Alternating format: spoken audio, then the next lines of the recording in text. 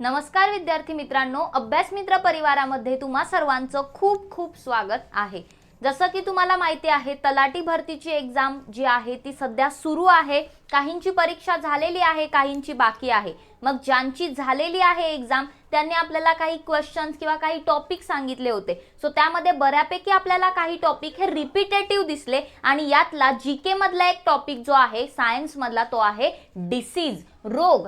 या टॉपिकचा आपल्याला इथे आज अभ्यास करायचा आहे। तर आपण आजचं जे लेक्चर असणार आहे ते काय करणार आहोत, क्वेश्चन आन्सरच्या फॉर्मॅटमध्ये घेणार आहोत। मग अगदी तलाठी भरतीच नाही तर नगर परिषदची एग्जाम असो, झेडपी असो किंवा मग राज्यसेवा कंबाईन कुठली एग्जाम असो, सगळ्यांना सायन्स असतं आणि सायन्स असतं म्हटल्यानंतर डिसीज, रोग हा टॉपिक सगळ्यांनाच असतो। सो आपल्याला काय करायचं आहे, जे काही महत्त्वाचे रोग आहे ज्यावर वेगवेगळ्या प्रकारे प्रश्न विचारले जाऊ शकतात ते आपण इथे काय करणार आहोत, आज अभ्यासणार आहोत। ठीक आहे, मग प्रश्न आणि त्याचं प्रत्येक रोगाचे एक्सप्लेनेशन आपण घेणार आहोत। त्याचबरोबर तुम्हाला माहिती असेल तर आपलं अभ्यास मित्र नावाचं जे ॲप आहे ते तुम्ही प्ले स्टोर वरून डाउनलोड करू शकता। त्यावरती विविध परीक्षांसाठी बॅचेस आहेत। सो ज्या बॅचची तुम्ही तयारी करताय, झेडपी असो, नगर परिषद, तलाठी असो की मग राज्यसेवाच्या कुठल्याही परीक्षा असो, तुम्ही ती बॅच जॉईन करू शकता। कॉन्टॅक्ट नंबर आहे, काही क्युरीज असतील तर कॉल सुद्धा करू शकता। ओके, सो बघा आता तुमच्या समोर पहिला प्रश्न इथे दिलेला आहे। काय म्हटलंय तर खालीलपैकी कोणत्या जीवाणूमुळे क्षयरोग होतो? क्षयरोग टीबी, बरोबर, टीबी। खालीलपैकी कोणत्या कशामुळे? जीवाणूमुळे। एकतर इथे तुमचं हे क्लिअर होतंय की क्षयरोग हा कसा आजार आहे, क्षयरोग हा जीवाणूजन्य आजार आहे आणि अजून कसा आहे, संसर्गजन्य आहे। क्षयरोग एकाचा संसर्ग दुसऱ्याला होऊ शकतो। बघूया आपण कसं काय ते पुढे, पण सध्या या क्वेश्चनचा आन्सर तुम्हाला या चार पैकी एक काहीतरी द्यायचा आहे। Mycobacterium ट्युबरक्युली, salmonella typhi, Vibrio cholerae की कॉर्निबॅक्टेरियम डिप्टेरी। कोणता जीवाणू आहे तर लक्षात घ्या, या ठिकाणी टीबी म्हणजे क्षयरोग म्हणजे ट्युबरक्युलोसिस। मग ट्युबरक्युलोसिस वरून ट्युबरक्युली लक्षात ठेवायला सोपं आहे की नाही? येस। सो मायकोबॅक्टेरियम ट्युबरक्युली हे काय आहे तर हा जीवाणू जो आहे यामुळे क्षयरोग होत असतो। कशामुळे? मायकोबॅक्टेरियम ट्युबरक्युली। ठीक आहे, मग हे तुमचं इथे क्लिअर झालं। आपण क्षयरोगाविषयी थोडीशी माहिती बघूया। लक्षात घ्या, क्षयरोग जो आहे ट्युबरक्युलोसिस, तर ह्याचं कारक काय आहे तर हा जीवाणूजन्य आजार आहे, संसर्गजन्य आहे। कोणत्या जीवाणूमुळे होतो? आपण आताच पाहिलं मायकोबॅक्टेरियम ट्युबरक्युली। तुम्ही इथे बघू शकता, तुम्हाला मायकोबॅक्टेरियम ट्युबरक्युली जी आहे ती इथे दाखवलेली आहे। अशा प्रकारे ते असतात। ठीक आहे, ऑब्विसली उघड्या डोळ्यांना दिसत नाही, जीवाणू आहे म्हटल्यानंतर आपल्याला सूक्ष्मदर्शीच्या माध्यमातून पाहावे लागतात, राईट। सो हा जो जीवाणू आहे तो क्षयरोग करण्यास कारणीभूत ठरतो। मोस्टली ना आजारांच्या बाबतीमध्ये पाहिलं तर प्रश्न हे तो कोणत्या जीवाणूमुळे होतो, कोणत्या विषाणूमुळे होतो, त्याचं कारक कोणता आहे किंवा मग तो संसर्गजन्य आहे की नाही, या प्रकारचे प्रश्न तुम्हाला दिसतील। ठीक आहे, सो लक्षात ठेवायचं जीवाणू मायकोबॅक्टेरियम ट्युबरक्युली, यामुळे क्षयरोग ट्युबरक्युलोसिस होत असतो। ठीक आहे, मग आपण या जीवाणूचं, आपण या रोगाचं कारक पाहिलं, ठीक आहे, किंवा कशामुळे होतं ते कारण पाहिलं। ठीक आहे, प्रत्येक रोगाचा एका पॅटर्न मध्ये अभ्यास करायचा आहे की त्याचं कारण काय आहे, कारक कोण आहे, त्याचं संक्रमण कशा प्रकारे होतं, त्या रोगाची लक्षणं काय आहेत आणि त्या रोगावरती उपाय उपचार असले तर ते आपल्याला बघायचे आहेत। ठीक आहे, मग आता क्षयाचं कारक आपण पाहिलं, आता आपल्याला बघायचं आहे संक्रमणाचं माध्यम काय आहे। क्षयरोग जे आहे या क्षयरोगाचं संक्रमण कशा प्रकारे होतं हे आपल्याला इथे अभ्यासायचं आहे। लक्षात घ्या, क्षयरोग जो आहे तो एखाद्या रोग्याच्या म्हणजे ज्याला क्षयरोग झालेला आहे अशा व्यक्तीच्या थुंकीतून, कशातून, जर तो व्यक्ती बोलत असेल तर त्याच्या तोंडातून जर थुंकी उडाली म्हणजे ते ड्रॉपलेट्स उडतात आणि ते जर का श्वसनावाटे आपण आत घेतले तर आपल्याला सुद्धा काय होऊ शकतं, क्षयरोग होऊ शकतो। हवेमार्फत प्रसार होतो, तेच अगेन ते थुंकीचे ड्रॉपलेट इकडे तिकडे हवेमार्फत जाणार। अगेन रोग्याच्या सानिध्यात दीर्घकाल राहिल्याने सुद्धा आपल्याला काय होऊ शकतं, क्षयरोग होऊ शकतो। त्याच्या वस्तू वापरल्याने सुद्धा क्षयरोग होऊ शकतो। सो इथे तुम्हाला दिसेल की याच्या थुंकीमधून, ठीक आहे, की क्षयरोग होऊ शकतो। संक्रमणाचं माध्यम कळालं तुम्हाला। मग आता संक्रमणाचं माध्यम पाहिलं तर थोडंसं या आजाराचे उपाय उपचार काय आहेत ते सुद्धा एकदा आपण बघणार आहोत. त्याआधी थोडीशी लक्षणं बघूया की काय लक्षणं आहेत या आजाराची. ठीक आहे, काय होतं क्षयरोग झाल्यानंतर हे सुद्धा आपल्याला बघायचं आहे. मग लक्षात घ्या, जर एखाद्या व्यक्तीला क्षयरोग झाला असेल तर सुरुवातीला जो खोकला असतो तो नॉर्मल, पण नंतर दीर्घकालापर्यंत खोकला राहतो. याचा अर्थ कफ जो असतो तो दीर्घ मुदतीचा असतो, खूप दिवस खोकला असतो, जातच नाही. आणि थुंकीमधून रक्त सुद्धा बाहेर पडतं, याचा अर्थ क्षयरोगाचं हे एक लक्षण आहे. तसंच वजन त्या व्यक्तीचं ड्रास्टिकली कमी व्हायला लागतं आणि श्वासोश्वास प्रक्रिया जी आहे त्यामध्ये काय होतो, त्रास होतो. सो ही सगळी काय आहेत, क्षयरोगाची लक्षणं आहेत. सो लॉंग पिरियड साठी खोकला राहतो, थुंकीमधून रक्त बाहेर पडतं, वजन कमी होतं, श्वासोश्वास प्रक्रियेमध्ये काय होतो, त्रास होत असतो, श्वसनास त्रास होतो क्षयरोग झालेल्या व्यक्तीला. ही आपण लक्षणं पाहिली. मग त्यावरचे उपाय उपचार सुद्धा बघूया एकदा.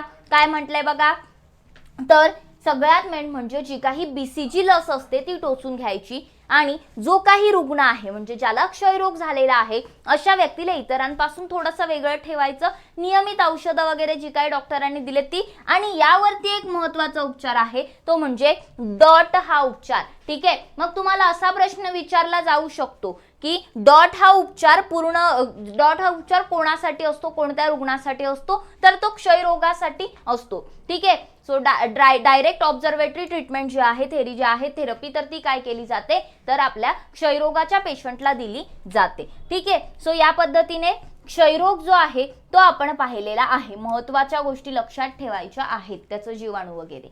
मग आता पुढच्या प्रश्नावरती आपण येऊया. काय म्हटलंय पुढच्या प्रश्नामध्ये, कावीळ हा आजार कोणत्या कारकामुळे होतो. इथे तुम्हाला कारकांची नावं नाही दिले, तिथे तुम्हाला हे विचारले की तो जीवाणूमुळे होतो, विषाणूमुळे होतो, आदिजीव म्हणजे प्रोटोझोआमुळे होतो की कवक फंगायमुळे होतो, कशामुळे होतो कावीळ हा आजार. लक्षात घ्या, कावीळ हा आजार एक व्हायरल डिसीज आहे, तो विषाणूमुळे होत असतो. कावीळ कशामुळे होतं, विषाणूमुळे होत असतो. कशामुळे होतो, विषाणूमुळे. ठीक आहे, सो त्याचा कारक कोणतं व्हायरस असतं, तर कावीळमध्ये हेपॅटिटिस A, हेपॅटिटिस B, हेपॅटिटिस C, हेपॅटिटिस D, E असे 5 प्रकारचे विषाणू असू शकतात. मग ते 5 प्रकारचे कावीळ होतात. सो या प्रकारे कावीळचा काय असतो, विषाणू असतो. कावीळ म्हणजे हेपॅटिटिस ज्याला आपण म्हणतो, कशामुळे होतो, विषाणूमुळे. हे लक्षात ठेवायचे, कावीळ हा विषाणूजन्य रोग आहे. मग बघा, कावीळ जो आहे हा जर विषाणूजन्य रोग आहे तर याचं संक्रमण कशा प्रकारे होऊ शकतं. ठीक आहे, तर आता लक्षात ठेवा, यामध्ये पाणी जे असतं, दूषित पाणी, त्यामुळे सुद्धा जर एखादं पाणी दूषित असेल, कंटॅमिनेटेड वॉटर असेल, तर त्यामुळे सुद्धा काय होऊ शकतं, कावीळ होऊ शकतं. तसंच रुग्णासाठी ज्याला कोणाला कावीळ झालेली आहे त्याला जर का एखाद्या वेळी इंजेक्शन टोचलं असेल आणि त्याच सुईने जर दुसऱ्या नॉर्मल व्यक्तीला इंजेक्शन जर टोचलं तर त्याचं कावीळ याला पण होऊ शकतं. बरोबर, रुग्णासाठी वापरलेल्या सुया वापरल्यानंतर किंवा ब्लड डोनेशन जर केलं, तर जर कावीळ झालेल्या व्यक्तीने ब्लड डोनेट केलं तर ज्याला त्याने ब्लड डोनेट केलेलं आहे त्याला सुद्धा कावीळ होणार. सो या प्रकारे कावीळ जे आहे त्याचं संक्रमण होऊ शकतं.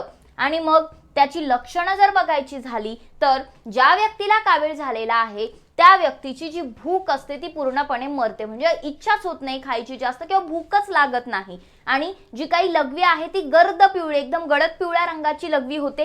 त्वचा पण पिवळी पडते. बरोबर, काहींचे डोळे वगैरे तुम्ही जर पाहिलं तर आपल्या डोळ्याच्या आतमधला जो भाग आहे जो पांढरा दिसतो तर तो पूर्णपणे कसा असतो, पिवळा झालेला असतो. ठीक आहे, किंवा मग नख इवन पाहिली, स्किन पाहिली, त्याचबरोबर मळमळ होणं, थकवा जाणवणं, उलटी होणं आणि मल जे आहे ते राखाडी रंगाची विष्ठा होते. कशी, राखाडी रंगाची विष्ठा बाहेर पडते. हे सगळे काय आहेत, कावीळची लक्षणं आहेत.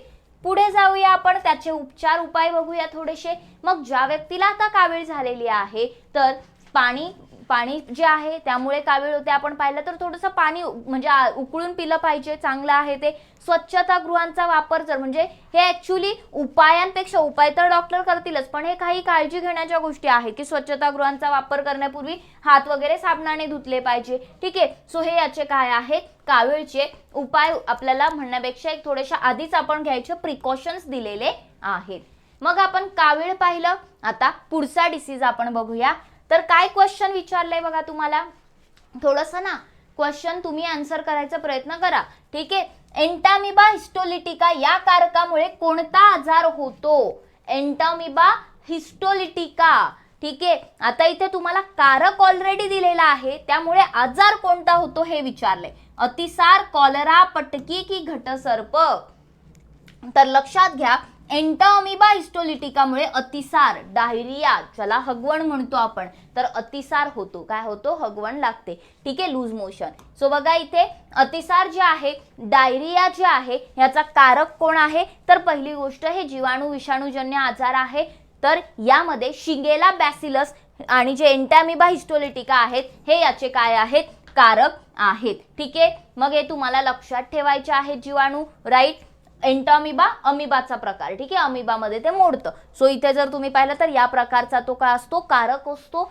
सो यामुळे काय होतं? अतिसार म्हणजेच डायरिया, यालाच आपण हगवण सुद्धा म्हणतो. ठीक आहे, मग हे कशाच्या माध्यमातून पसरतं? संक्रमण कशाच्या माध्यमातून होतं किंवा कारण काय होण्याचं? ठीक आहे, तर जे काही दूषित अन्न, बघा आपण उघड्यावरचं अन्न पदार्थ वगैरे खातो, पण त्यावर किती जंतू वगैरे असतात आपल्याला काही माहिती नसतं. ठीक आहे, वडापाव गाड्यांवरचं खातो, पण त्यावर किती धूळ जंतू बसलेले असतात. सो असं कंटॅमिनेटेड फूड अँड वॉटर जर असेल, दूषित अन्न व पाणी असेल, तर त्यापासून आपल्याला काय होतं? अतिसार होतं, डायरिया होतो. ठीक आहे, मग आता डायरिया झाल्यावरती लक्षणं काय दिसणार? तर ज्या व्यक्तीला डायरिया झालेला आहे, अगेन त्याची तुम्ही जर पाहिली, एकच मिनिट. ठीक आहे, इथे थोडंसं हे आहे, मी तुम्हाला सांगते की काय लक्षणं दिसणार. पहिली गोष्ट म्हणजे जुलाब लागतात. ठीक आहे, हगवण लागते. हे थोडंसं स्किप करा. सो हगवण लागते, जुलाब लागतात. त्यानंतर जर तुम्ही पाहिलं तर ज्या व्यक्तीला डायरिया झालेला आहे तर एकतर त्याला टॉयलेटचा त्रास होतोच, अगेन त्याच्या पोटात खूप जास्त दुखतं. ठीक आहे, पोटदुखी होते, पोटात दुखतं, उलट्या होणं, ही सगळी लक्षणं काय आहेत? तर डायरिया झालेल्या व्यक्तीची, अतिसार झालेल्या व्यक्तीची आहेत. आणि मग जसं उपचार जर तुम्ही याच्यावर बघायला गेलात तर एक बेसिक गोष्ट आहे की डायरिया झालाय, हगवण लागली आहे, म्हणजे पोटातलं सगळं पाणी निघून जाणार आहे लूज मोशनमुळे. मग शरीरात पाण्याचं प्रमाण कमी झालंय, तर ते वाढवण्यासाठी ओरल रिहायड्रेशन सोल्युशन जे दिलं जातं. बघा याचं ना ORS जे आहे, याचा फुल फॉर्म पण तुम्हाला विचारला जाऊ शकतो, म्हणून मी मुद्दाम इथे ते घेतलेलं आहे. तर लक्षात घ्या, ORS म्हणजे काय? ओरल रिहायड्रेशन, कारण ते पाणी कमी झालंय ते भरण्यासाठी. ठीक आहे, सो ओरल रिहायड्रेशन सोल्युशन किंवा सॉल्ट त्याला म्हटलं जातं. तर हे घेऊन काय केलं? जलसंजीवनी वगैरे मराठीत आपण म्हणतो, तर याच्या माध्यमातून शरीरातील पाण्याचं प्रमाण वाढवलं जातं. ठीक आहे, पाणी उकळून पिलं पाहिजे, गाळून ठेवलं पाहिजे, अन्न झाकून ठेवलं पाहिजे. कशासाठी? अतिसार साठी आपण उपाय पाहिले. त्यानंतर आपण आता पुढच्या याच्यावर येऊया. ठीक आहे, सो पुढचा डिसीज जो आहे तो आहे पटकी. काय आहे? पटकी, कॉलरा. मग तुम्हाला यावर क्वेश्चन असा येऊ शकतो की कॉलरा जो आहे तो कोणत्या कारकामुळे होतो? कॉलरा कोणत्या कारकामुळे होतो? तर लक्षात घ्या, कॉलरा जो आहे तो एक जीवाणूजन्य आजार आहे. काय आहे? जीवाणूजन्य डिसीज आहे, जीवाणूजन्य आजार आहे. कशामुळे होतो? तर विब्रियो कॉलरी नावाच्या जीवाणूमुळे होतो, जो या प्रकारे दिसतो. कशामुळे होतो? विब्रियो कॉलरी या जीवाणूमुळे कॉलरा होत असतो. ठीक आहे, मग आता कॉलरा यामुळे होतो आपण हे तर पाहिलं. ठीक आहे, सो आता इमेज वगैरे वरून काय एवढा आपल्याला काही फरक पडत नाही, पण नाव खूप महत्वाचं आहे. विब्रियो कॉलरी आणि सोपं आहे. कॉलरा, कॉलरी सिमिलर आहे, काढू शकतो आपण, पण त्याला मराठीत पटकी असं म्हणतात, ते लक्षात ठेवायचं आहे. मग आता कॉलरा जर झालेला असेल, पटकी जर झालेली असेल, तर त्याचं संक्रमण म्हणजे ते कशाच्यामुळे होतं? तर दूषित अन्न व पाणी जे असतं त्यामुळे कॉलरा होतं. बघा बर्गर आपण खातोय, पण त्यावर किती घाण किंवा घाण म्हणण्यापेक्षा त्यामध्ये किती जंतू आहे ते आपल्याला कळलं पाहिजे. ठीक आहे, सो कॉलरा सुद्धा दूषित अन्न व पाण्याने होतं. कॉलरा झाल्यावरती काय होतं? कॉलरा झाल्यावरती उलट्या होतात, तीव्र जुलाब होतात, पोटात दुखायला लागतं, पायामध्ये पेटके येणे म्हणजे पायामध्ये गोळे येतात. ठीक आहे, सो हे सगळे कॉलराची काय आहेत? लक्षणं आपल्याला दिलेली आहेत. मग कॉलराची जशी लक्षणं आहेत, तर कॉलरावरती सुद्धा उपाय उपचार जर आपण बघायला गेलो तर स्वच्छता ठेवली पाहिजे, उघड्यावरचं अन्न पदार्थ खाल्लं नाही पाहिजे, पाणी जे आहे ते गरम करून उकळून पिलं पाहिजे, जेणेकरून त्यातले जंतू जे आहेत ते काय होऊन जातील? मरून जातील. कॉलरा प्रतिबंधक लस जी आहे ती सुद्धा घेतली पाहिजे. ठीक आहे, सो हे सगळे काय आहेत? तर कॉलराचे आपल्याला इथे काय दिलेले आहेत? कॉलरा संबंधी उपाय दिलेले आहेत. क्लिअर? मग आता पुढे जाऊया, पुढच्या डिसीज विषयी बघूया. आपण काय म्हटलेलं आहे? भूक मंदावणे, डोकेदुखी, मळमळ, पोटावर पुळर उठणे, अतिसार, 104 डिग्री फॅरेनहाइट पर्यंतचा ताप येणे ही सर्व लक्षणे खालीलपैकी कोणत्या आजाराची आहेत? ठीक आहे, म्हणजे इथे बघा तुम्हाला ताप येणं म्हटले, मग यामध्ये तुम्ही मलेरिया, कॉलरा, विषमज्वर, घटसर्प हे 4 ऑप्शन दिलेले आहेत. ताप येणं, भूक मंदावणं, मळमळ, डोकेदुखी, पोटावर पुरळ, अतिसार हे सगळं जर तुम्ही यामध्ये बघायला गेलात तर विषमज्वरची, टायफॉइड, विषमज्वर म्हणजे काय? टायफॉइड. मराठीमधली नावं आपण जेव्हा आपण झालं ताप असं टायफॉइड झालं, मलेरिया झाला, आपण तेच म्हणतो. आपण असं नाही म्हणत की विषमज्वर झालाय, काय म्हणतो? टायफॉइड म्हणतो, पण त्याला मराठीत विषमज्वर म्हटलं जातं. सो ही सगळी टायफॉइडची लक्षणं आपल्याला इथे दिलेली आहेत. मग बघा विषमज्वर जे आहे, टायफॉइड जे आहे, तर याचं कारक काय आहे? तर टायफॉइड सुद्धा एक जीवाणूजन्य रोग आहे. आणि कोणत्या जीवाणूमुळे टायफॉइड होतो? तर साल्मोनेला टायफी. काय आहे? Salmonella typhi. ही नावं खूप महत्वाची आहे. तुम्हाला जोड्या लावायचा पण प्रश्न दिला जाऊ शकतो एखाद वेळेस, किंवा चुकीची जोडी वगैरे, ठीक आहे, किंवा मग direct straightforward question. So salmonella typhi जे आहे, या साल्मोनेला टायफीमुळे काय होतं? तर विषमज्वर म्हणजेच टायफॉइड होत असतो, राईट. मग आता यामध्ये जर बघायचं झालं तर याचं संक्रमण जे आहे ते कशामुळे होतं? तर टायफॉइड जे आहे याच्यामध्ये पण तुम्हाला जर पाहिलं तर दूषित अन्न पाण्यामुळेच काय होतं? संक्रमण होतं, ठीक आहे. टायफॉइडचं संक्रमण सुद्धा दूषित अन्न व पाण्यामुळे होतं. म्हणजे तुम्हाला आतापर्यंत हे तरी कळालं असेल की दूषित अन्न व पाण्यामुळे खूप सारे आजार होतात, बरोबर. सो थोडंसं अन्न पदार्थ ॲटलिस्ट एक्झाम आहे तोपर्यंत तरी बाहेरचं खाऊ नका, ठीक आहे, जेणेकरून तुम्हाला काय होता कामा नये. मग आता यामध्ये लक्षणं तर आपण मगाशीच पाहिलेली आहेत. भूक मंदावते, भूक कमी होते, भूक लागत नाही, जेवण जात नाही, डोकेदुखी, मळमळ, पोटावर पुरळ येतात, अतिसार होतं, हगवण लागते, 104 फॅरेनहाइट पर्यंतचा ताप येतो. ही सगळी लक्षणे कशाची दिलेली आहेत? टायफॉइडची दिलेली आहेत. सो या सगळ्या कारणामुळे काय होतो? टायफॉइड होत असतं, ठीक आहे. मग टायफॉइडची लक्षणं तुमच्या डोक्यात आता बसली असतील थोडीशी, की लक्षात ठेवा पोटावर पुरळ वगैरे येतात, यामध्ये ताप जरी असला तरी पुरळ पण येतात. हे सगळ्या गोष्टी, डोकेदुखी, मळमळ सगळंच होत असतं, ठीक आहे. मग आता टायफॉइड जे आहे यावर उपचार काय आहेत? तर लक्षात घ्या, अगेन जर दूषित अन्न व पाण्यामुळे होतंय तर स्वच्छ व निर्जंतुक पाणी पिलं पाहिजे, ठीक आहे. आणि टायफॉइड झाल्यानंतर लसीकरण केलं जातं, वॅक्सिन टायफॉइडच्या दिल्या जातात, जे आपण म्हणतो इंजेक्शन घ्यायला जातो तर ते वॅक्सिन्स दिल्या जातात. किंवा सांडपाण्याची विल्हेवाट योग्य रीतीने केली पाहिजे, जेणेकरून त्यावरती काय येऊन आपला म्हणजे पसरला नाही पाहिजे रोग, ठीक आहे. सो पाण्यामुळे, दूषित अन्न पाण्यामुळे टायफॉइड होत असतो आणि त्याचा जीवाणू आहे साल्मोनेला टायफी, राईट. चला मग आता आपण पुढचा डिसीज जो आहे त्याचा क्वेश्चन बघूया. तर बघा काय प्रश्न दिलेला आहे, खालीलपैकी कोणत्या डासामुळे डेंग्यू हा आजार होतो? म्हणजे इथे तुम्हाला कोणत्या डासामुळे डेंग्यू आजार पसरतो हे विचारलेलं आहे. डासाचं नाव आपल्याला इथे विचारलेलं आहे. मग 4 ऑप्शन्स तुम्हाला दिलेले आहेत, अॅनाफिलिस, क्युलेक्स, एडिस इजिप्ती, वरीलपैकी नाही. लक्षात ठेवा ही जे डास आहेत ना हे सगळे एकतर कोणत्या ना कोणत्या रोगासाठी कारणीभूत आहेत.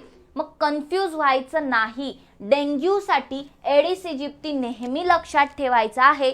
एडिस इजिप्ती नावाच्या डासामुळे काय होतो? डेंग्यू हा आजार होत असतो. सो डेंग्यूसाठी एडिस इजिप्ती लक्षात ठेवायचं आहे. बघा डेंग्यू जे आहे हा सुद्धा एक कसा आहे? विषाणूजन्य रोग आहे. तो फ्लेवी व्हायरसचं कोणतं व्हेरियंट? डेन 14 या व्हायरसमुळे काय होतं? या विषाणूमुळे काय होतो? डेंग्यू पसरत असतो. डेंग्यू काय म्हटलं मी तुम्हाला? डेंग्यूचा कारक काय आहे? तर फ्लेवी व्हायरस. डेंग्यू सुद्धा विषाणूजन्य रोग आहे. या प्रकारे बघा फ्लेवी व्हायरस तुम्हाला इथे दिलेला आहे, ठीक आहे. याचं डेन 14 व्हेरियंट जे आहे यामुळे काय होतो? डेंग्यू पसरत असतो, ठीक आहे. पसरण्यापेक्षा डेंग्यू होत असतो. डेंग्यू पसरतो कोणामुळे? तर डेंग्यू डासांमार्फत पसरतो, जे काही एडिस इजिप्ती नावाचे डास आहेत. तर एडिस इजिप्ती हे जे डास आहे असे त्यांच्यावर व्हाईट स्पॉट राहतात बघा, तुम्हाला व्यवस्थित चित्रात जर दिसत असेल तर या मच्छरांच्या चावण्याने काय होतो? तर हे मच्छर काय करतात? ते डेंग्यू पसरवतात, ठीक आहे. सो डेंग्यू कोणामुळे होतो? एडिस इजिप्ती मुळे तो पसरतो आणि फ्लेवी व्हायरस डेन 14 या विषाणूच्या व्हेरियंटमुळे तो होतो. मग आता डेंग्यूची लक्षणं काय आहेत? तर बघा डेंग्यू मध्ये सुद्धा जर तुम्ही पाहिलं तीव्र ताप येतो, ठीक आहे. खूप जास्त काय असतो? ताप असतो, फिवर असतं, तीव्र डोकेदुखी होते, हेडेक असतं खूप जास्त, उलट्या होतात, सगळ्यात महत्त्वाचं जर पाहिलं तर जे काही डोळ्यांच्या खोबणी आहे म्हणजे आपल्या डोळ्यांच्या आतला जो इथला भाग असतो त्यामध्ये पेन, डोळे दुखायला लागतात, रक्तामधील रक्तबिंबिका ज्या आहेत, प्लेटलेट्स ज्या आहेत त्या कमी होतात, डेंग्यूची टेस्ट वगैरे केली जाते तर प्लेटलेट काउंट जो आहे तो मोजला जातो, ठीक आहे. सो प्लेटलेट्स ज्या आहेत त्या काय होतात, कमी होतात. त्याचबरोबर यामध्ये जर तुम्ही पाहिलं तर शरीराअंतर्गत रक्तस्राव होतो आणि जे काही जॉईंट्स आहेत आपल्या बॉडीमध्ये म्हणजे जो इथला जॉईंट आहे, हाडांचे 2 हाडं जिथे एकत्र येतात असा जॉईंट्सचा जो पार्ट आहे ते जॉईंट्स, सांधे जे आहेत ते आपले दुखायला लागतात, ठीक आहे. सो ही सर्व लक्षणं जी आहेत ती कोणाची आहेत, डेंग्यू या आजाराची सर्व लक्षणं इथे दिलेली आहेत, ठीक आहे. मग प्लेटलेट्स कमी होतात, कशात, डेंग्यू मध्ये कमी होतात, ठीक आहे, लक्षात ठेवायचं आहे. पुढे जाऊया, पुढचा आजार घेऊया. काय म्हटलंय, हिवताप हा आजार जो आहे तो डॅश डॅश मुळे होतो. आता हिवताप म्हटल्यानंतर फक्त ताप असं जसं लक्षात ठेवायचं नाही की थंडी ताप, कोणता, हिवताप म्हणजे मलेरिया बद्दल म्हटलेलं आहे, आपल्याला इंग्रजीतच लक्षात असतं काय आहे ते, मलेरिया आहे. सो हिवताप म्हणजे मलेरिया. मग कोणामुळे होतो, प्लाझ्मोडियम वायवॅक्स, बॅक्टेरियम ट्युबरक्युलिस, साल्मोनेला टायफी की यापैकी नाही. आता हे तर तुम्ही मगाशीच पाहिलं, यामुळे क्षयरोग होतो, यामुळे टायफॉइड होतो, टायफॉइड लक्षात ठेवायला सोपं आहे, ट्युबरक्युलोसिस म्हणजे क्षयरोग लक्षात ठेवायला सोपं आहे. उरलं कोण, प्लाझ्मोडियम वायवॅक्स. तर या प्लाझ्मोडियम वायवॅक्स मुळे काय होत असतो, मलेरिया होत असतो. प्लाझ्मोडियम वायवॅक्स काय आहे, आदिजीव आहे, काय आहे, प्रोटोझुआ आहे, ठीक आहे. सो हिवताप कशामुळे होतो, प्लाझ्मोडियम वायवॅक्स मुळे हिवताप होत असतो, मलेरिया होत असतो. इथे जर तुम्ही पाहिलं तर तुम्हाला कारक दिलेला आहे, ठीक आहे. इथे काय आहे तर हे प्लाझ्मोडियम वायवॅक्स दिलेला आहे, ठीक आहे. प्लाझ्मोडियम वायवॅक्स हे आदिजीव म्हणजेच काय, प्रोटोझुआमुळे काय होतं तर यामुळे आपल्याला मलेरिया होतो, ठीक आहे. या कशामुळे, या आदिजीवामुळे, जीवाणू नाही या, लक्षात ठेवा, खूप जण कन्फ्यूज होऊ शकतात. सो आदिजीव आहे, मी पुन्हा पुन्हा म्हणतीये. मग आता मलेरिया कशामुळे होतं हे कळालं, मलेरिया पसरतो कसा, लक्षात घ्या. अॅनाफिलस नावाचं, कोणतं, अॅनाफिलस नावाचं डास जो आहे त्या डासाची मादी, त्या डासाचा नर नाही, त्या डासाची मादी, फिमेल अॅनाफिलस मॉस्किटो जो आहे तो जेव्हा चावतो तेव्हा काय होतं तर या हिवतापाचं किंवा मलेरियाचं संक्रमण होतं, ठीक आहे. म्हणजे मलेरिया कशामुळे पसरतो तर अॅनाफिलस नावाची मादी चावल्यामुळे, फिमेल अॅनाफिलस, ठीक आहे. मग आता मलेरिया झाला तर काय काय होईल, लक्षणं काय दिसतील तर लक्षात घ्या, मलेरियामध्ये यकृत आणि प्लीहा जे आहेत, स्प्लीन आणि लिव्हर जो आहे आपला, तर हे काय होत असतं, मोठं होतं, सुजतं, मोठं होतं, फुगतं, ठीक आहे. तसंच हिमोग्लोबिनचं प्रमाण काय होतं, कमी होतं. कारण इथे जर तुम्ही पाहिलं तर जो आरबीसीचा काउंट असतो ना, आरबीसीज म्हणजे लाल रक्तपेशी, रेड ब्लड सेल्स, तर या आरबीसींची संख्या जी आहे ती काय होते, इथे कमी होते. आणि आरबीसी कमी झाल्यामुळे काय होणार तर रक्तातील हिमोग्लोबिनचं प्रमाण कमी होणार आणि रक्तात जर आरबीसींची संख्या कमी झाली तर त्यालाच आपण काय म्हणतो, ॲनेमिया म्हणतो. ॲनो झालंय ते ॲनेमिया म्हणतो, राईट. सो ॲनेमिया हे काय आहे, मलेरियाचं एक लक्षण आहे, ठीक आहे. किंवा मलेरियाचं लक्षण म्हणण्यापेक्षा मलेरिया झाल्यानंतर ॲनेमिया पण होतं, ठीक आहे, असं तुम्ही म्हणू शकता. कारण आरबीसीची संख्या थोडक्यात इथे काय होते, कमी होते. प्लेटलेट्सची संख्या डेंग्यू मध्ये कमी होते, आरबीसीची संख्या मलेरियामध्ये कमी होते, लक्षात ठेवायचं आहे, ओके.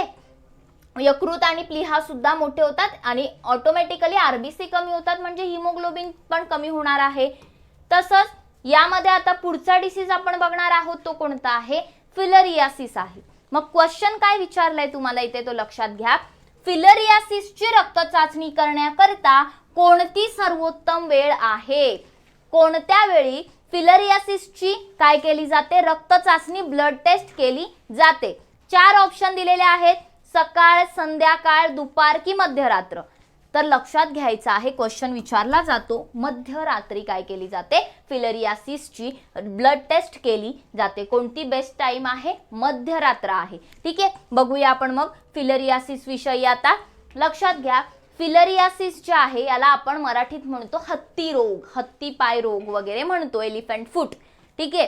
मग हत्ती एवढा पाय होतो त्यामध्ये, म्हणून आपण हत्ती रोग म्हणतो. त्याचं नाव काय आहे? फिलेरियासिस आहे. आता फिलेरियासिस जे आहे याचं कारक काय आहे, म्हणजे कशामुळे होतो ऍक्च्युअली तो, तर वोचेरिया ब्रँकोटी जे आहे हा एक कृमी आहे. या कृमीमुळे, ठीक आहे, इथे तुम्हाला दिसत असेल हा काय आहे? कृमी आहे. या कृमीमुळे काय होतं? वोचेरिया ब्रँकोटी या कृमीमुळे काय होतो?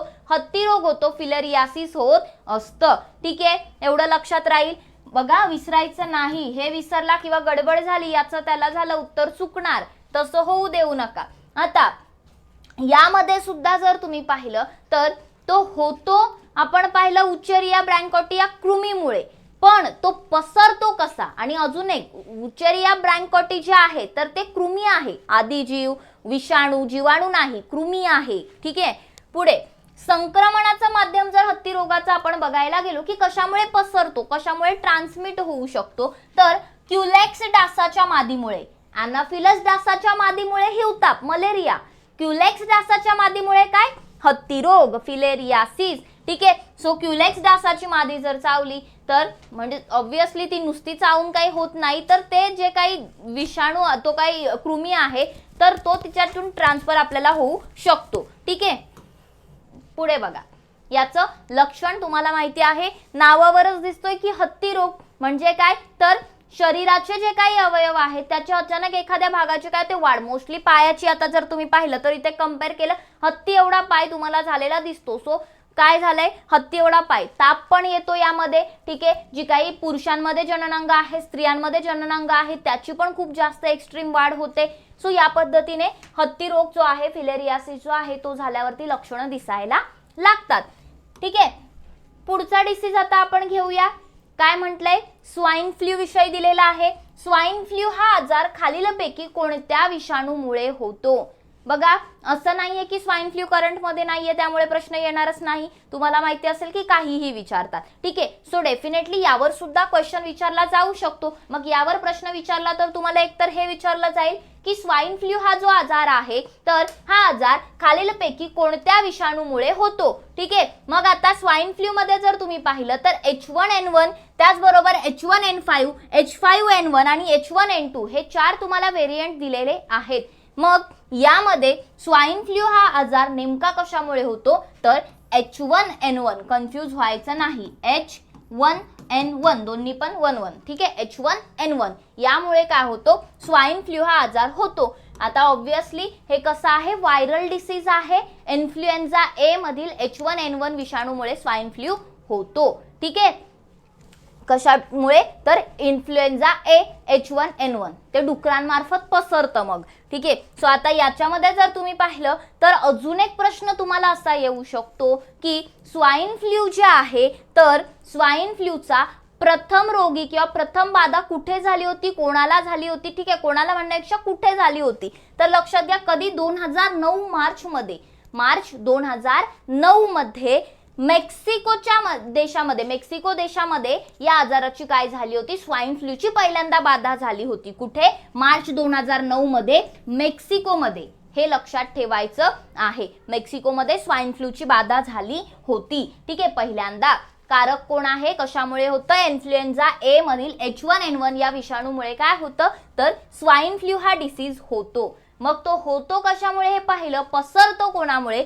तर मग आपल्याला स्वाईन फ्लू म्हटल्यानंतर डुक्कर लक्षात असतो, तर डुकरांमुळे तो पसरतो. ठीक आहे, म्हणजे जर तुम्ही पाहिलं तर डुकराद्वारे किंवा माणसाला जर झालेला असेल तर माणसाद्वारे सुद्धा नाकातील किंवा घशातील स्त्राव जो असतो किंवा थुंकीतून इतरांना तो पसरू शकतो. ठीक आहे, कोणता रोग? Swine flu. मग लक्षणं काय आहेत? तर एखादा फ्लू जेव्हा किंवा असा जो व्हायरल डिसीज होतो ना, तेव्हा मोस्टली जर तुम्ही पाहिलं तर श्वसनाला प्रॉब्लेम असतो. कोविड सुद्धा काय होतं? कोविड सुद्धा जर तुम्ही पाहिलं तर एक डिसीज असा होता, व्हायरल डिसीजच होता आणि त्यामुळे पण श्वासोश्वासाला त्रास व्हायचाच शेवटी. सो सेम स्वाईन फ्लू मध्ये सुद्धा धाप लागणं किंवा श्वसनाला अडथळा निर्माण होणं ही लक्षणं आपल्याला दिसतात. त्याचबरोबर घसा खवखवणं, शरीर दुखणं ही सुद्धा लक्षणं इथे काय होतात? स्वाईन फ्लू मध्ये आपल्याला आढळून येतात. ठीक आहे, मग हे तुम्हाला लक्षणं लक्षात ठेवायची आहेत. कशाविषयी? स्वाईन फ्लू विषयी. ओके, तसंच बघा आता पुढचा डिसीज जो आहे तो सुद्धा अगेन महत्वाचा डिसीज आहे, यावर सुद्धा तुम्हाला वेगवेगळ्या प्रकारचे प्रश्न विचारले जाऊ शकतात. काय आहे पुढचा डिसीज, तर एड्सचं पूर्ण रूप काय किंवा संपूर्ण फुल फॉर्म काय हे तुम्हाला थोडक्यात इथे एड्सचं फुल फॉर्म सांगायचं आहे. ठीक आहे. acquired immunodeficiency syndrome, acquired immunodevelopment syndrome, adreno immunodeficiency syndrome, acquired immunodefective syndrome. काय आहे एड्सचं यापैकी फुल फॉर्म बरं लक्षात घ्या. एड्स AIDS याचं फुल फॉर्म आहे acquired immunodeficiency syndrome. काय आहे acquired immunodeficiency syndrome. ओके, हे काय आहे एड्सचं फुल फॉर्म आहे, पाठ असलं पाहिजे. ठीक आहे. S for syndrome, D for deficiency, I for immuno, acquired, A for acquired. ठीक आहे. मग बघा आता एड्स जो आहे तर याचा फुल फॉर्म तर आपण पाहिला एक्वायर्ड इम्युनोडेफिशियन्सी सिंड्रोम, पण तो होतो कशामुळे, कोण कारक आहे, त्याचं कारण काय आहे, तर HIV व्हायरस जो आहे. HIV अगेन HIV चा फुल फॉर्म सुद्धा तुम्हाला विचारला जाऊ शकतो. HIV चा फुल फॉर्म काय आहे, human immunodeficiency virus. Human immunodeficiency virus म्हणजे काय, HIV. सो HIV या विषाणूमुळे काय होतो, तर HIV मुळे एड्स होतो. मग आता HIV जो आहे तो पहिल्यांदा कोणामध्ये आढळला होता असा पण प्रश्न आपल्याला विचारला जाऊ शकतो. तर लक्षात ठेवायचं आहे, जे पहिलं वहिलं असतं ना प्रश्न येतो त्यावर, मग करंट असो किंवा काही असो. ठीक आहे. सो पहिल्यांदा आफ्रिकेतील एका खास प्रजातीच्या माकडामध्ये आपल्याला HIV व्हायरस सापडला होता. सो तुम्हाला असा प्रश्न येऊ शकतो की HIV कोणत्या प्रजातीत पहिल्यांदा सापडला होता. मग तुम्हाला माकड, माणूस, दुसरे 2-3 प्राणी, डुक्कर वगैरे ऑप्शन असू शकतात. तर तो माकडामध्ये पहिल्यांदा सापडलेला होता आणि कुठल्या आफ्रिकेतील एका विशिष्ट प्रजातीच्या माकडामध्ये सापडला होता. सो इथे तुम्हाला HIV व्हायरस दिसत असेल की तो कशा प्रकारे दिसतो. ठीक आहे. कारण समजलं HIV एड्सचं कारण आहे. ठीक आहे. एड्सचा फुल फॉर्म कळला, एक्वायर्ड इम्युनोडेफिशियन्सी सिंड्रोम. HIV चा फुल फॉर्म ह्यूमन इम्युनोडेफिशियन्सी व्हायरस. ठीक आहे. आता आपण जर यामध्ये पाहिलं तर जे एड्स आहे याचं संक्रमणाचं माध्यम काय आहे, कशामुळे एड्स पसरू शकतो. लक्षात घ्या, एक तर सगळ्यात पहिला मिथ विसरून जायचं की एड्स ज्याला झालाय त्याच्या सोबत आपण राहिलो तर आपल्याला पण होईल. नाही, तुम्ही सोबत राहिले काय, त्याच्या ताटात जेवले तरी तुम्हाला एड्स होणार नाही. तो कसा होऊ शकतो, तर लक्षात घ्या, लैंगिक संबंध जे आहेत त्याच्यातून एड्स पसरू शकतो. भारतामध्ये जर तुम्ही पाहिलं तर जवळपास 80 ते 85% लोक जे आहेत ते त्यांना एड्सचा संसर्ग जो आहे तो असुरक्षित लैंगिक संबंध असल्यामुळे होत आहे. म्हणजे ज्यांनी काय केलेलं आहे, लैंगिक संबंध जर असतील एड्स झालेल्या व्यक्तीसोबत तर मग एड्स पसरतो. ठीक आहे, त्या पद्धतीने. किंवा मग अनुवंशिकरित्या पण एड्स येतो, किंवा मग ज्या काही सुया आहेत वापरलेल्या रोग्याच्या सुया जर तुम्ही दुसऱ्याला वापरल्या, रक्त जर ट्रान्सफर झालं तर एड्स होऊ शकतो. बाकी एड्स असा पसरत नाही. ठीक आहे. सो हे तुम्हाला लक्षात ठेवायचं आहे. मग आता याचं संक्रमणाचं माध्यम पाहिलं तर आता एड्सची आपण लक्षणं सुद्धा बघूया. सगळ्यात पहिला तर लक्षात ठेवा, एड्स मध्ये फुल फॉर्म मध्ये S फॉर सिंड्रोम आहे. सिंड्रोमचा अर्थ काय असतो बरं, सिंड्रोम म्हणजे रोगांचा समूह असतो. सिंड्रोम म्हणजे काय असतं, रोगांचा समूह असतो. म्हणजे यामध्ये एक नाही तर संपूर्ण वेगवेगळे रोग, काही होऊ शकतं, लक्षणं वेगवेगळी रोगानुसार ठरतात, ती वेगवेगळी लक्षणं असतात. म्हणजे थोडक्यात होतं काय, तर जेव्हा एड्सचा विषाणू HIV जेव्हा शरीरात प्रवेश करतो तर मानवाची जी रोगप्रतिकारक क्षमता आहे, इम्युनी सिस्टम जी आहे, इम्युनिटी सिस्टम, तर त्याला ती काय करते, दुर्बल करत असते आणि त्यामुळे मग वेगवेगळ्या रोगांची लागण होत राहते. ठीक आहे. बाकी मग शरीरावरती तुम्हाला असे वेगवेगळे पुरळ वगैरे दिसणे, रॅशेस दिसणे, अशा काही गोष्टी, लक्षणं तुम्हाला जे प्री स्टेजला असतात ते दिसतीलच. ठीक आहे. ताप वगैरे असतं. मग बाकी आता यामध्ये अजून एक प्रश्न तुम्हाला एड्सवर असा येऊ शकतो की एड्सचं निदान करण्यासाठी कोणती चाचणी केली जाते. लक्षात ठेवा, एलिसा नावाची चाचणी जी आहे ती काय केली जाते, तर एड्सचं निदान करण्यासाठी केली जाते. ठीक आहे. मग तुमचं होमवर्क काय आहे, एलिसाचं फुल फॉर्म काय आहे ते मला सगळ्यांनी काय करायचे, कमेंट बॉक्समध्ये टाकायचं आहे. बघूया कोण कोण उत्तर देतंय. सो एलिसाचं फुल फॉर्म काय आहे ते सर्वांनी सांगायचं आहे. सो एलिसा ही चाचणी कशासाठी आहे, एड्सचं निदान करण्यासाठी आहे. निदान म्हणजे काय, झालंय की नाही हे चेक करून बघण्यासाठी ही टेस्ट आहे. ठीक आहे. सो एड्स जे आहे ते आपण पाहिलेलं आहे किंवा त्याविषयी आपण अभ्यासलेलं आहे. आता आपण पुढचा डिसीज जो आहे त्याविषयी बघणार आहोत. बघा आता मग काय म्हटलंय, रेबीज हा डॅश डॅश रोग आहे. म्हणजे रेबीज हा जीवाणूजन्य रोग आहे, विषाणूजन्य आहे, कवकजन्य आहे की कीटकजन्य रोग आहे असं आपल्याला म्हटलेलं आहे. म्हणजे थोडक्यात असं विचारायचं आहे की रेबीज कशामुळे होतो, कोणत्या कारकामुळे होतो. ठीक आहे, आपल्याला रेबीज म्हटल्यानंतर कुत्रा एवढा आठवतं. ठीक आहे, सो लक्षात घ्या रेबीज जो आहे तो एक विषाणूजन्य रोग आहे. काय आहे, विषाणूजन्य रोग आहे, व्हायरल डिसीज आहे. रेबीज हा विषाणूमुळे होतो. ठीक आहे, मग जो पिसळलेला कुत्रा असतो त्याच्यामध्ये ते व्हायरस असतो तो, आणि म्हणून तो आपल्याला चावला तर आपल्याला रेबीज होतो. ठीक आहे, इथे अशा प्रकारे रेबीजचा विषाणू दिसेल तुम्हाला. मग मी तुम्हाला म्हटलं की कुत्रा, ससा, माकड, मांजर इत्यादी जे प्राणी आहेत त्यांना जर रेबीज झालेला असेल आणि ते आपल्याला चावले तर आपल्याला रेबीज होतो. ठीक आहे, सो इथे तुम्ही बघू शकता. मग आता रेबीज जर झाला तर तुम्हाला लगेच नाही कळत की तुम्हाला रेबीज झालाय. ठीक आहे, म्हणजे जर कुत्रा चावला ना तर लगेच लक्षणं नाही दिसत. कुत्रा चावल्यानंतर एक 90 ते 175 दिवसानंतर म्हणजे साधारण 3 महिन्यानंतर तुम्हाला ती लक्षणं जी आहेत ती दिसायला लागतात. ठीक आहे, मग काय लक्षणं दिसायला लागतात तर सगळ्यात महत्त्वाचं आहे हायड्रोफोबिया. हायड्रोफोबिया म्हणजे जलद्वेष, पाण्याचा राग यायला लागतो, पाण्याची भीती वाटायला लागते. जर तुम्ही व्हिडिओज पाहिले असतील किंवा कोण तुमच्या ओळखीत असेल तर रेबीज झालेल्या व्यक्तीला पाण्याची खूप भीती वाटते. ठीक आहे, तो पाणी प्यायला घाबरतो, अतिशयोक्ती करत वागतो. ठीक आहे, आणि 2 ते 12 आठवड्यांपर्यंत साधारण त्याला ताप राहतो. सो रेबीज झालेल्या व्यक्ती जर तुम्ही पाहिलं तर बघा आता इथे चित्रात दिसत असेल की कसं बांधून ठेवलंय त्यांना, कारण की ते खूप हे वागायला लागतात, एक अतिशयोक्ती करत वागायला लागतात. ठीक आहे, म्हणजे थोडक्यात कुत्रा चावल्यानंतर आपण म्हणतो तर त्यांचा आवाज पण कधी कधी भुंकण्याचा सुद्धा आवाज ते इव्हन काढतात. सो या प्रकारे ती लक्षणं दिसतात, डिपेंड किती ते इंटेन्स आहे. ठीक आहे, मग यावर उपाय उपचार जर पाहिले तर उपाय उपचार म्हणण्यापेक्षा यावर काय आहे तर कुत्रा चावल्यानंतर लगेचच उपाय उपचार बाकी हॉस्पिटलाइज होतातच, पण कुत्रा चावल्यानंतर जी काही लस आहे ती कुत्रा चावल्यानंतर लगेचच ती लस दिली पाहिजे. म्हणजे हा रेबीज जो आहे तो 90 दिवसानंतर होतो ना साधारण. सो कुत्रा चावल्यानंतर लगेच जर का वॅक्सिनेशन घेतलं काहीतरी, आता 3 आधी तर 21 वगैरे इंजेक्शन घ्यावे लागत होते, आता 3 इंजेक्शन्स असतात ते. सो ते 3 लस घेतल्या की त्यापासून आपलं संरक्षण होतं, रेबीज होत नाही. सिंपल. ठीक आहे, पण मग एवढं लक्षात ठेवायचंय की कधीही कुत्रा चावल्यानंतर लगेच या वॅक्सिन्स घ्यायच्या. अदरवाईज काय होतं, रेबीज असा रोग आहे की तो जर खूप इंटेन्स झाला तर मग मोस्टली त्या व्यक्तीला हेच करावं लागतं आपल्याला. ठीक आहे, गमवावं लागतं. पुढे बघा, खालीलपैकी कोणत्या आजाराचं निदान टिश्यू डायग्नोसिसने केलं जातं. काय प्रश्न विचारलेला आहे, टिश्यू डायग्नोसिसने कोणत्या आजाराचं निदान केलं जातं. ठीक आहे, कर्करोग, एड्स, मधुमेह, कावीळ. मधुमेह म्हणजे डायबिटीज. ठीक आहे, सो आता इथे जर पाहिलं तर टिश्यू आलंय, थोडंसं विचार करण्यासारखी गोष्ट आहे की टिश्यू म्हटल्यानंतर पेशंटशी रिलेटेड काहीतरी आलं. कर्करोग असणार, ऑब्व्हियसली कॅन्सर. कॅन्सरचं निदान जे आहे, कॅन्सर झालंय की नाही हे चेक करण्यासाठी टिश्यू डायग्नोसिस केलं जातं. ठीक आहे, मग कॅन्सर विषयी जर बघायचं झालं तर कॅन्सर जो आहे तो कशामुळे होतो तर ज्या काही सेल्स आहेत, पेशी आहेत, त्यांची जर का अनियंत्रित वाढ झाली, असामान्य वाढ झाली तर त्यापासून काय होतं, कॅन्सरमध्ये ती गाठ, एखादी गाठ असली किंवा एका पेशीची वाढ झाली ते कन्वर्ट होतं कॅन्सरमध्ये.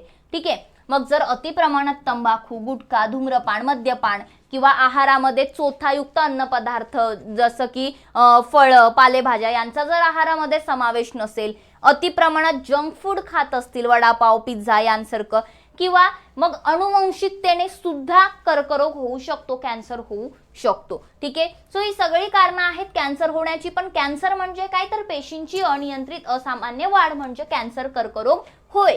ठीक आहे, मग आता याची लक्षणं काय आहेत तर लक्षात घ्या, कर्करोग झाल्यानंतर जर तुम्ही पाहिलं तर काय होतं तर यामध्ये दीर्घकालीन खोकला राहतो, आवाज जो आहे तो बदलतो, घोगरा आवाज होतो, गिळायला त्रास होतं. ठीक आहे, डिपेंड आता ना कशाचा कर्करोग झालाय त्यानुसार ते लक्षणं दिसतील.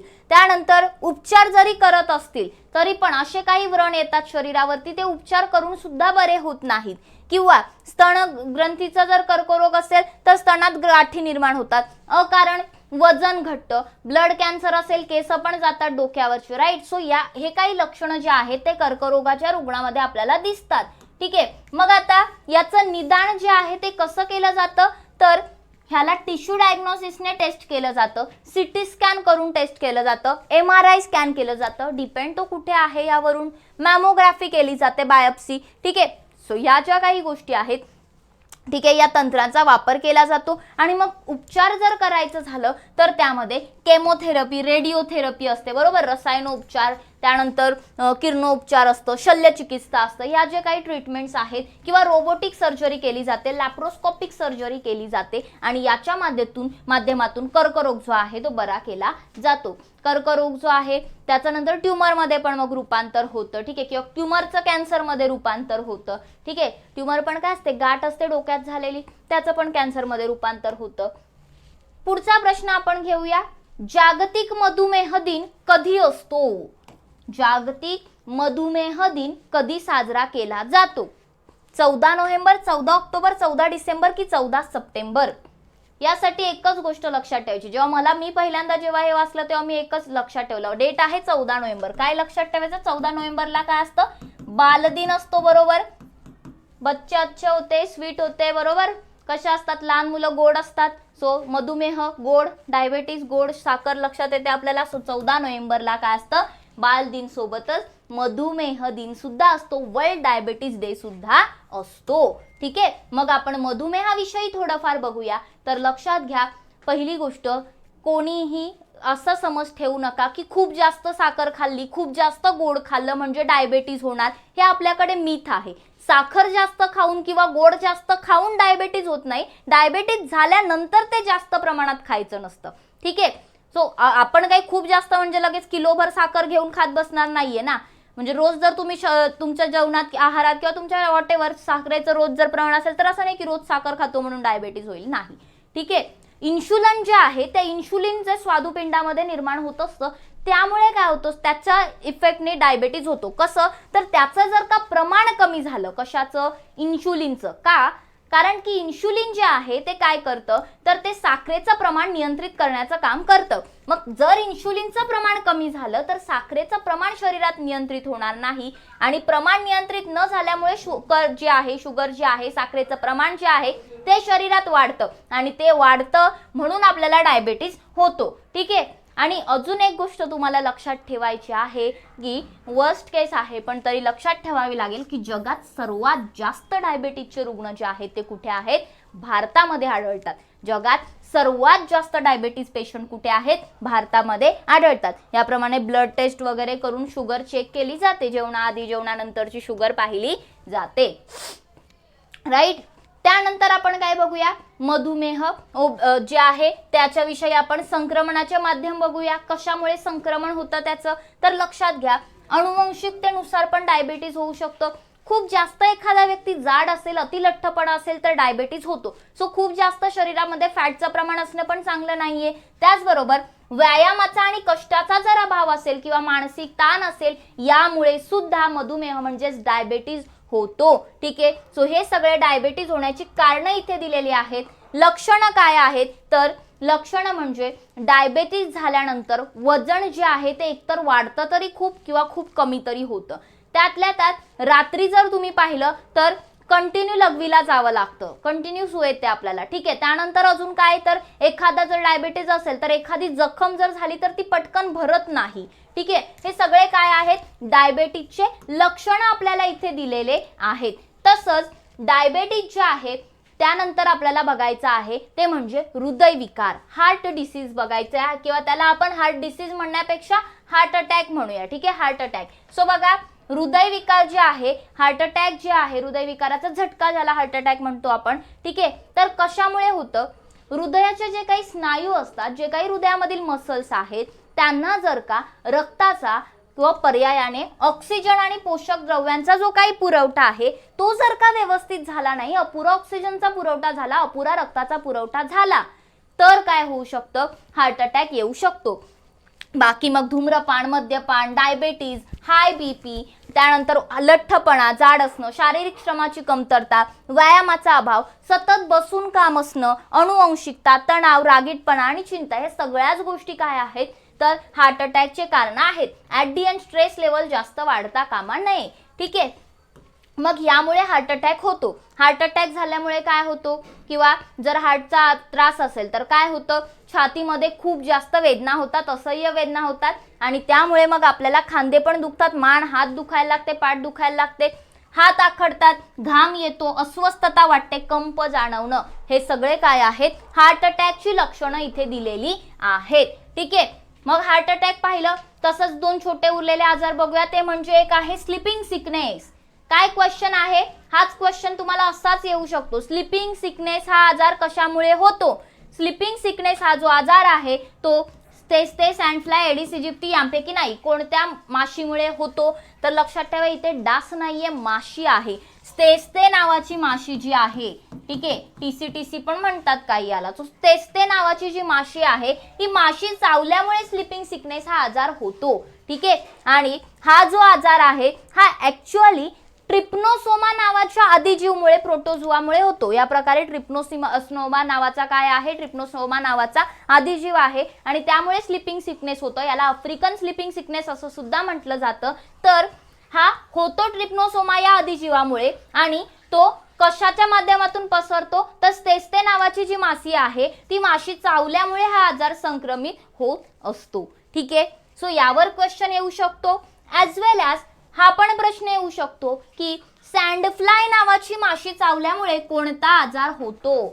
सांगा बरं, मलेरिया, डेंग्यू, काला आजार की स्लीपिंग सिकनेस. स्लीपिंग सिकनेस तर आपण मगाशीच पाहिलं की स्तेस्तेमुळे होतो. डेंग्यू एडिस इजिप्ती नावाच्या डासामुळे पसरतो. मलेरिया ॲनाफिलिसमुळे होतो, ॲनाफिलस डासाच्या मादीमुळे. उरलं कोण, काला आजार. सो काला आजार जे आहे ते सँडफ्लाय नावाची माशी चावल्यामुळे होतो. ठीक आहे. मग काला आजार जो आहे तर हा सुद्धा एक प्रोटोझोवन डिसीजच आहे, आदिजीवामुळेच होतो. लेशमेनिया डोनोवानी नावाचं काय आहे, आदिजीव आहे, त्यामुळे हा होतो. ठीक आहे, या प्रकारचा. पण तो पसरतो कोणामुळे, तर तो पसरतो सँडफ्लाय माशी चावल्यामुळे संक्रमण होतं. ठीक आहे. कशाचं, काला आजार. इथे नाव चेंज झालं नाही, सो इथे आहे काला आजार. ठीक आहे. मग काला आजार जर तुम्ही पाहिलं तर त्याचा आदिजीव आहे लेशमेनिया डोनोवानी. ठीक आहे. आणि तिकडे स्लीपिंग सिकनेसचा आदिजीव होता ट्रिप्नोसोमा. ठीक आहे. सो हे तुम्हाला लक्षात ठेवायचं आहे. क्लिअर. मग हे जे काही लहान मोठे आजार होते, जे काही डिसीजेस होते, ते आपण व्यवस्थितपणे अभ्यासले आहेत. सो आय होप तुम्हाला हे डिसीज कळाले असतील. त्यावर जे मी मेन पॉईंट सांगितले त्यावर डेफिनेटली क्वेश्चन येऊन पण गेले आहेत, येतील पण. सो व्यवस्थित लेक्चर करा, समजून घ्या, लक्षात ठेवा. काही गोष्टी कन्फ्यूज होण्यासारख्या आहेत, पण त्यासाठी मग डबल टेबल बघा, लक्षात राहील. काही गोष्टी सोप्या पण आहेत, नावात कॉमन दिसतंय त्यामुळे आपण ते लक्षात ठेवू शकतो. राईट. आणि खूप महत्त्वाचं आहे, असंच आपण नवीन टॉपिक जो तुम्हाला इम्पॉर्टंट वाटतो, जीएस मधला असू द्या, मॅथ्स रिझनिंग मधला असू द्या, कमेंट बॉक्समध्ये तुम्ही कमेंट करून सांगायचे, जेणेकरून आपण त्या टॉपिकवरती अजून लेक्चर घेऊ शकतो. ठीक आहे. आणि इतर जे काही लेक्चर आहेत तर ते आपले होतच असतात. ॲज वेल ॲज ज्यांना कोणाला जिल्हा परिषदची बॅच किंवा नगर परिषदची बॅच जॉईन करायची असेल तर आपलं अभ्यास मित्र नावाचं ॲप्लिकेशन प्ले स्टोअरवरून डाउनलोड करा. त्यावरती तुम्हाला त्या बॅचची माहिती मिळेल. कॉन्टॅक्ट नंबर दिलेला आहे, तुम्ही कॉल करून सुद्धा ती इन्फॉर्मेशन मिळवू शकता. डेफिनेटली क्वालिटी टीचिंग असणार आहे. आणि जर हे लेक्चर तुम्हाला आवडलं असेल तर सर्वांनी काय करायचे, लाईक करायचे, शेअर करायचे आहे. आणि जे काही बाकी लेक्चर होतात त्यांच्या लिंकसाठी वगैरे तुम्हाला आपलं टेलिग्राम चॅनल जॉईन करायचं आहे. ॲज वेल ॲज तुम्ही आपलं इंस्टाग्राम हँडल सुद्धा काय करू शकता, फॉलो करून ठेवू शकता. अभ्यास मित्र नावानेच आपलं पेज आहे. सो तिथे तुम्हाला वेगवेगळ्या अभ्यासा रिलेटेड जे काही रील्स आहेत त्या मिळतील किंवा शॉर्ट्स मिळतील. ठीक आहे. आणि आपलं चॅनल सुद्धा सबस्क्राईब करून ठेवायचं आहे. Thank you very much. भेटूया आपण लवकर.